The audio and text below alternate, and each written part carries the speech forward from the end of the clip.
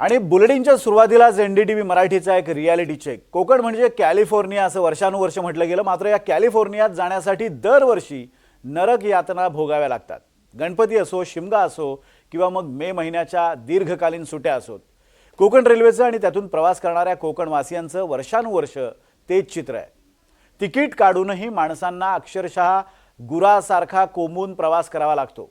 घामाच्या धारा, लहान मुलांचे हाल आणि म्हातारा कोताऱ्यांची फरफट। मात्र प्रशासनाला याचं काहीच सोयरसूतक नसतं। कोकणवासियांच्या याच भीषण वास्तवाचा आणि प्रवाशाच्या संतापाचा रियालिटी चेक एनडीटीव्ही मराठीने केलाय। आमचा प्रतिनिधी अक्षय कुडकेलवार याचा प्रशासनाच्या डोळ्यात झणझणीत अंजन घालणारा हा स्पेशल रिपोर्ट पहा।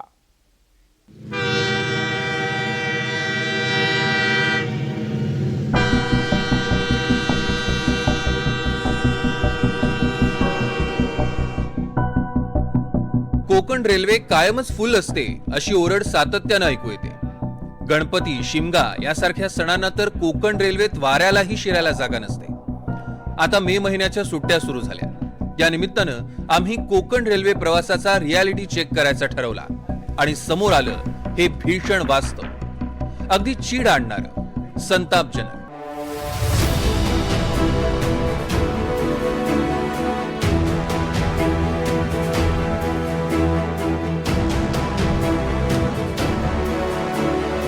कोकण रेल्वेत शिरण्याचा संघर्ष सुरू झाला तो दिवा स्टेशनवरनं। खरं तर या ट्रेनची वेळ होती संध्याकाळी 5:50 मात्र भीषण गर्दीचा अंदाज आम्हाला असल्यानं आम्ही ट्रेनमध्ये साधारण 4:15च्या आसपासच चढण्याची धडपड सुरू केली। सध्या उन्हाळी सुट्ट्यांचा हंगाम सुरू आहे, अशातच जोडून सुट्ट्या आल्या आहे आणि अशावेळी मुंबईमध्ये कामासाठी वास्तव्यास असणाऱ्या कोकणवासियांची आपल्या गावाकडे जाण्याची लगबग सुरू असते।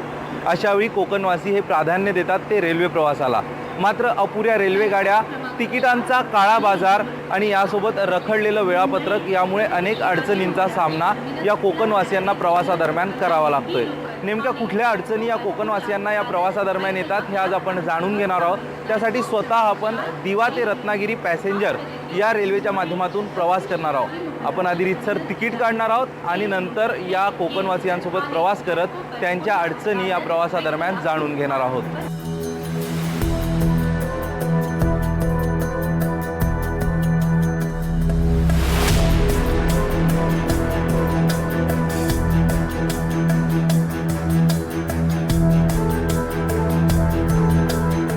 प्लॅटफॉर्मवर तासन तास रांगा लावून उभे असलेले लोक फक्त एक सीट मिळेल या आशेत होते। मात्र या कोकणवासियांच्या पदरी पडते ती फक्त निराशा।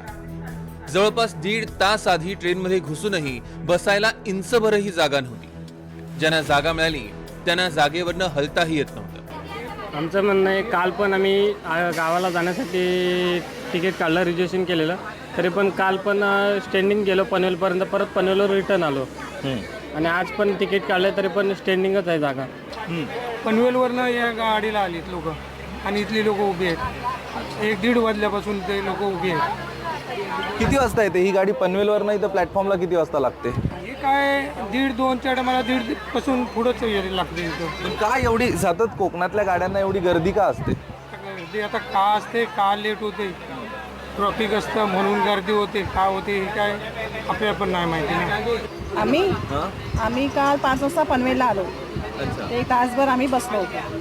नंतर ही दिवा रत्नागिरी आली 6:30ला, 15 मिनटं लेट होती। मग आली बघते तर फुल गर्दी आणि जी दिव्यावरनं आली तीच पूर्ण भरून आली होती।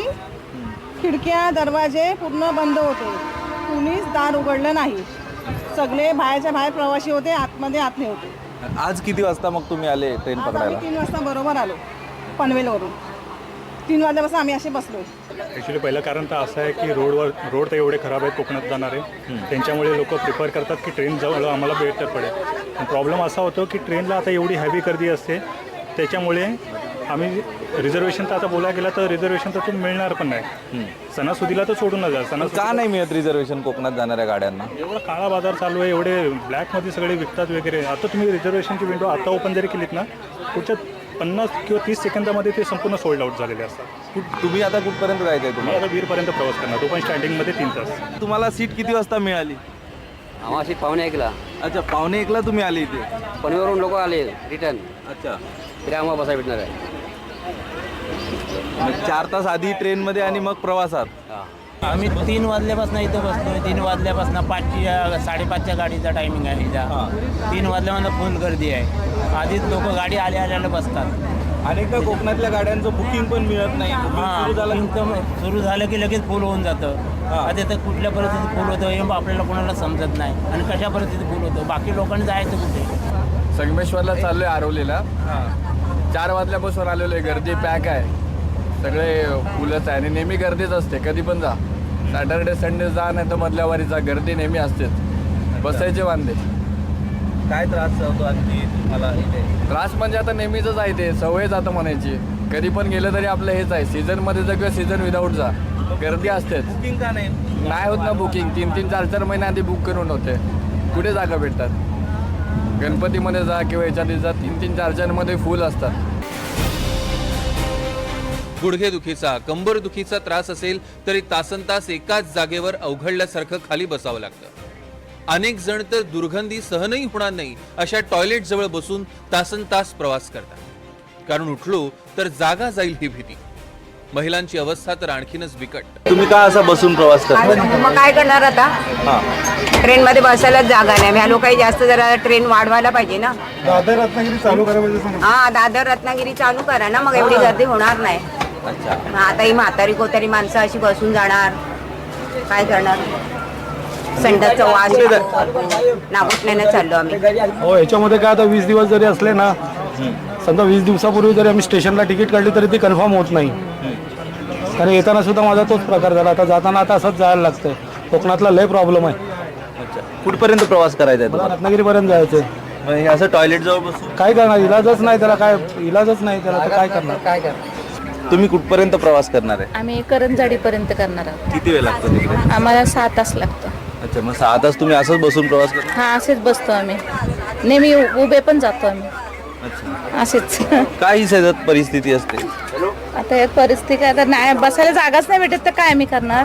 काय अडचणी? बघितलं तिची जागा नसल्यामुळे न विलाजाने असत. अच्छा, न विलाजाने बसायची वेळ. काय त्रास होता आता इथे बसल्यावर? काय बाथरूमचा वास मारतो. करायचं काय? काय परिस्थिती आहे या आता प्रवासात? काय करणार? त्याला पाय दुखतात आहे. आता जायला लागतंय. त्याला करणार काय? विलास नाही, बसायलाच लागतंय. कधी आले होते तुम्ही दिवा स्टेशनला? 4ला. त्रास म्हणजे आम्हाला असं बसवत नाही. हे डोकरं दुखतात. आम्हाला असं उभं राहत नाही जास्त. आणि आम्ही आता आल्याच्या नंतर आम्हाला जागा जरा पण कोण सरकत नाही. आम्ही आता असे खाई बसतो. कुठे आम्ही आता जियावरून आलेलो. कुठे प्रवास करायचा आहे? रत्नागिरीला. कोकणात जाणाऱ्या गाड्यांचं आरक्षण सुरू होताच काही सेकंदात हाऊसफुल कसं होतं? 25 वर्ष होऊनही संपूर्ण मार्गाचं दुहेरीकरण का झालं नाही? एका गाडीला क्रॉसिंगसाठी दुसऱ्या स्थानकावर तासनतास थांबवून प्रवाशांचा वेळ का वाया घालवला जातो? कोकण रेल्वे केवळ लांब पल्ल्याच्या गाड्यांसाठीच आहे का? रत्नागिरी, सिंधुदुर्ग आणि रायगड या 3 जिल्ह्यांसाठी नियमितपणे पुरेशा मेमू किंवा पॅसेंजर गाड्या कधी सुरू करणार? वर्षानुवर्ष तेच प्रश्न, तीच गर्दी आणि तोच जीवघेणा प्रवास. अगदी गुराढोरांसारखा कोंबून. प्रवाशांच्या या वेदना आम्ही स्वतःच्या डोळ्यांनी पाहिल्या. त्या असह्य यातना अनुभवल्या. आता प्रशासनाच्या जुजबी उत्तरांनी आणि खोट्या आश्वासनांनी कोकणवासियांचं समाधान होणार नाही. या समस्येवर आता कायमस्वरूपी आणि ठोस तोडगा निघायलाच पाहिजे. कोकणात जाणाऱ्या रेल्वेची ही सगळी परिस्थिती बघितली तर कोरोना काळाची आठवण होते. कोरोना काळामध्ये लॉकडाऊन दरम्यान ज्यावेळी परप्रांतीयांसाठी काही विशेष रेल्वेगाड्या सोडल्या होत्या आणि त्यावेळी देखील अशीच परिस्थिती होती. मिळेल त्या ठिकाणी लोक बसून हे जात होते. मात्र त्यावेळी नाईलाज होता. आता तशी परिस्थिती नाही. तरीही अशा प्रकारच्या हाल अपेष्टा करत कोकणवासियांना कोकणात जावं लागतं. हे खरोखरच विकासाकडे चाललेल्या देशाचं दुर्दैव म्हणावं लागेल. कॅमेरा पर्सन अरविंद मोरेसह अक्षय कुडकेलवार, NDTV मराठी. कोकण म्हणजे पृथ्वीवरचा स्वर्ग असं आपण म्हणतो. मात्र या स्वर्गाकडे जाताना कोकणवासियांच्या नशिबी नरक यातना का? हे हाल लवकरात लवकर संपावे हेच त्या मायबाप सरकारला गारहाणं. अक्षय कुडकेलवार, NDTV मराठी.